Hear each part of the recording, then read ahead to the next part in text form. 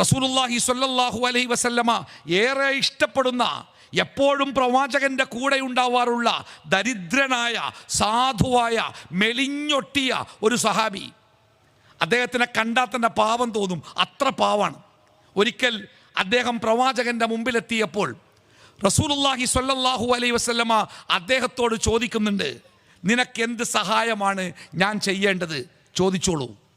നിനക്കെന്തു സഹായമാണ് ഞാൻ ചെയ്യേണ്ടത്? നിനക്കെന്താണ് വേണ്ടത്? നിനക്ക് ചോദിക്കാം. അയാൾക്കൊരു വീട് ചോദിക്കാം, അയാൾക്കൊരു കുടുംബം ചോദിക്കാം, അയാൾക്കൊരു ഉപജീവന മാർഗം, ഒരു വരുമാന മാർഗം ചോദിക്കാം, അയാൾക്കൊരു സഹായിയെ ചോദിക്കാം, അയാൾക്ക് എന്തും ചോദിക്കാം. പ്രവാചകൻ പറഞ്ഞു, ചോദിക്ക്, നിനക്കെന്താണ് വേണ്ടത്? ആ സാധുവായ, ഒരു നേരത്തെ ഭക്ഷണത്തിന് ഗതിയില്ലാതെ പ്രവാചകന്റെ പള്ളിയുടെ താഴ്വരയിൽ പട്ടിണി കിടന്ന് കമിഴ്ന്നു കിടന്ന് ജീവിക്കുന്ന ആ സാധുവായ മനുഷ്യൻ, അദ്ദേഹം പ്രവാചകന്റെ മുഖത്ത് നോക്കി പ്രതീക്ഷയോടുകൂടി ഒരു മറുചോദ്യം ചോദിച്ചു.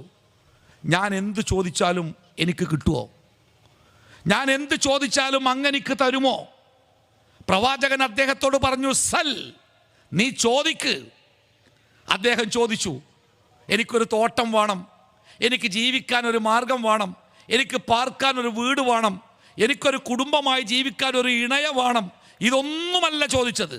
അദ്ദേഹം ചോദിച്ചത്, അസ്അലുക മുറാഫഖതക ഫിൽ ജന്ന, സ്വർഗത്തിൽ അള്ളാഹുവിൻ്റെ പ്രവാചകരെ, അങ്ങയുടെ കൂടെ, അങ്ങയെ കണ്ടുകൊണ്ട്, അങ്ങയുമായി സഹവസിച്ചുകൊണ്ട് സ്വർഗത്തിൽ അങ്ങയുടെ കൂടെ ജീവിക്കാൻ എനിക്ക് പറ്റണം.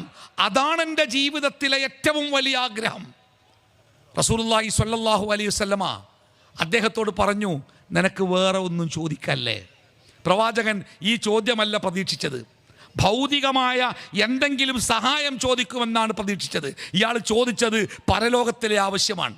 പ്രവാചകൻ പറഞ്ഞു, നിനക്ക് വേറെ ഒന്നും ചോദിക്കാനില്ലേ? അദ്ദേഹം പറഞ്ഞു, ഇല്ല, വേറെ ഒന്നുമില്ല. എൻ്റെ ജീവിതത്തിൽ ഒരൊറ്റ ആഗ്രഹമേ ഉള്ളൂ, അത് ഇതാണ്. റസൂലുള്ളാഹി സ്വല്ലല്ലാഹു അലൈഹി വസല്ലമ അദ്ദേഹത്തോട് പറഞ്ഞു, അഇന്നി ലിദാലിക ബികത്റത്തി സുജൂദ്, നിന്റെ ഈ ആഗ്രഹം നിറവേറാൻ, നിനക്ക് ഞാൻ സ്വർഗം തരാം എന്ന് പറയാൻ എനിക്ക് അധികാരമില്ല. നിന്റെ ഈ ആഗ്രഹം നടക്കണമെങ്കിൽ നീ ഒരു കാര്യം ചെയ്യണം. എന്താ ചെയ്യേണ്ടത്? ധാരാളമായി നിസ്കരിക്കണം, ധാരാളമായി നിസ്കരിക്കണം, ധാരാളമായി സുജൂദ് ചെയ്യണം, ധാരാളമായി ഇബാദത്ത് ചെയ്യണം. ആ ഇബാദത്തുകളിലൂടെ അള്ളാഹുവിങ്കൽ നിന്ന് ഈ സ്ഥാനം നേടിയെടുക്കാൻ നീ പരിശ്രമിക്കണമെന്ന് റസൂലുള്ളാഹി സ്വല്ലല്ലാഹു അലൈഹി വസല്ലമ ആ മനുഷ്യനെ ഉപദേശിച്ചു, ഉണർത്തി.